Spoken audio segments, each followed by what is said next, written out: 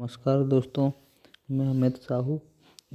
आज आपको बताने जा रहा हूँ कि जो सत्र 2021-22 में के जो एमपी में एडमिशन लिए हैं और एमपी के छात्र हैं जो एससी एसटी ओबीसी कैटेगरी में आते हैं और स्कॉलरशिप का लाभ प्राप्त करना चाहते हैं, तो उनके लिए देखिए इस बार कई छात्रों को बहुत ही कन्फ्यूज़न है कि जो प्रथम वर्ष में हैं तो उनको आवेदन कहाँ से करना है, और जो द्वितीय वर्ष या तृतीय वर्ष या मतलब फर्स्ट ईयर को छोड़ के सेकंड ईयर, थर्ड ईयर और जो भी फोर्थ ईयर में है तो वो उनको कहाँ से आवेदन करना है।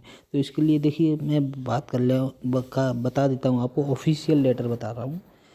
ठीक है, तो ये देखिए ये 14/1/2022 का लेटर है जो कि मैं आप के सामने, जो कि एससी जो अनुसूचित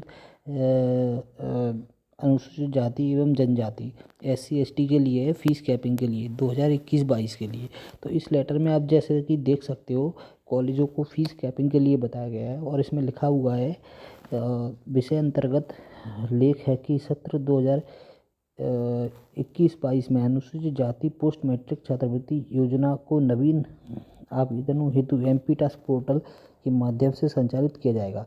मतलब ये लिखा हुआ है कि जो एससी के छात्र हैं जो पोस्ट मैट्रिक छात्रवृत्ति के लिए एलिजिबल हैं, तो उन छात्रों का जो नवीन आवेदन यानी प्रथम वर्ष का आवेदन वो एमपी टास्क पोर्टल के माध्यम से संचालित किया जाएगा। ठीक है, तो जो फर्स्ट ईयर में इस बार एडमिशन लिए हैं जो 2021-22 सेशन में, तो उनका जो स्कॉलरशिप का जो फॉर्म है वो एमपी टास्क पोर्टल से भरा जाएगा। ठीक है, इसके बाद इसमें लिखा हुआ है तथा नवीन आवेदनों हेतु अनुसूचित जाति पोस्ट मैट्रिक छात्रवृत्ति पोर्टल 2.0 एनआईसी के माध्यम से संचालित किया जाएगा। इसका मतलब ये है कि जो नवीनीकरण का मतलब है जो आपका सेकेंड ईयर, थर्ड ईयर, और भी जो भी है फर्स्ट ईयर को छोड़कर जो भी पहले मतलब आवेदन करते आए हैं वो आपका कहाँ से होता था, एमपी स्कॉलरशिप 2.0 से। ठीक है, तो वहीं से आपका आवेदन इस बार भी होगा। तो आप पहले जो फर्स्ट ईयर में आवेदन किए थे, मान लीजिए आपने 2020 में एडमिशन लिया या 2019 में एडमिशन लिया और आप रिन्यूअल का फॉर्म करना चाह रहे हैं, तो आपको एमपी स्कॉलरशिप 2.0 पर ही आवेदन करना है। जो इस बार अभी 2021-22 में एडमिशन लिए हैं उनको ही केवल एमपी टास्क पर आवेदन करना होगा। ठीक है, तो जो इस बार एडमिशन लिए तो केवल उन्हीं को आपका हितग्राही पंजीयन कराना होगा एमपी टास्क पर। बाकी जो सेकेंड ईयर में है, थर्ड ईयर में है और भी जो भी फोर्थ ईयर में है, फाइनल ईयर में है, तो उन छात्रों को जो पहले प्रक्रिया थी उनकी एमपी स्कॉलरशिप 2.0 से वैसे ही रिन्यूअल का आवेदन करना होगा। ये तो हुआ एससी एसटी के लिए। ठीक है, अब बात कर लेते हैं ओबीसी के लिए। ठीक है, तो देखिए इसके लिए भी मैं आपको एक ऑफिशियल लेटर दिखाने जा रहा हूँ। देखिए ये ऑफिशियल लेटर आपका शिवपुरी ज़िले से जारी हुआ था। जो ये भी एक ऑफिशियल लेटर है जो 7/1/2022 को आया हुआ है। ठीक है, तो इसमें भी बताया गया है, आप देख सकते हो इसमें क्या है।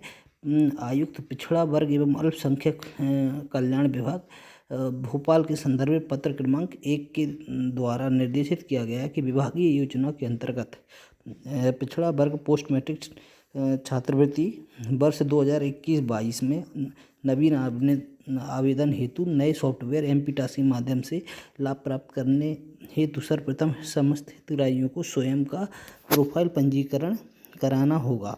ठीक है, तो इसमें बताया गया है कि जो ओबीसी के छात्र हैं, पिछड़ा वर्ग के छात्र हैं, छात्रा हैं, तो उनको आपको जो 2021-22 में एडमिशन लिए हैं तो उनको भी एमपी टास्क पर आवेदन करना होगा।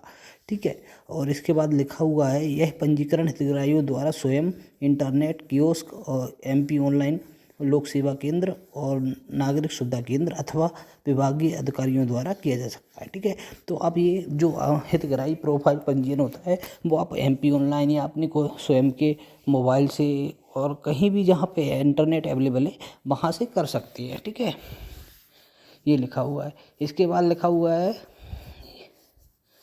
यद्यपि यह एक सतत प्रक्रिया रहेगी तथापि वर्तमान में योजनाओं का लाभ प्राप्त कर रहे हितग्राहियों का एक बार वन टाइम पंजीयन एक निश्चित समय सीमा में कराना आवश्यक है। ठीक है, तो इसके लिए आपको एक अभी लिंक ओपन रहेंगी, तो इस टाइम में आपको अभी पंजीयन कराना होगा। इसके बाद लिखा हुआ है आगे, इसी प्रकार संदर्भित पत्र क्रमांक 2 के द्वारा निर्देशित किया गया है कि यह कि विभागीय योजना के अंतर्गत पोस्ट मैट्रिक छात्रवृत्ति वर्ष 2021-22 के नवीनीकरण आवेदन हेतु पोर्टल 1 जनवरी 2022 से प्रारंभ किया जाएगा। ठीक है, अब इसमें लिखा हुआ है, देखिए, जो नवीनीकरण आवेदन मतलब जो फर्स्ट ईयर को छोड़कर second year, third year, final year वाले छात्रों हैं, तो उनके लिए जो आवेदन की जो प्रक्रिया है जो पुराने जैसे ही रहेगी।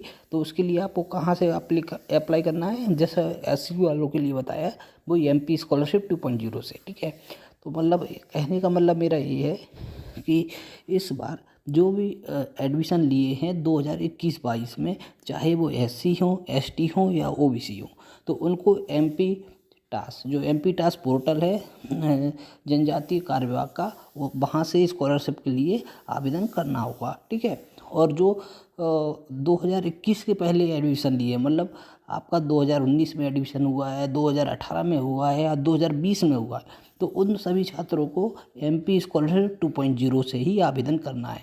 ठीक है, तो ये छात्रों को बीच में कन्फ्यूजन था, इसलिए मैंने ये वीडियो बनाया, और साथ में इसमें ऑफिशियल लेटर भी जो विभाग से जारी हुए हैं वो आपको दिखाए हैं। तो आप चाहो तो इस लेटर को देख सकते हो, और बाकी आपका कोई डाउट हो तो आप पूछ सकते हो।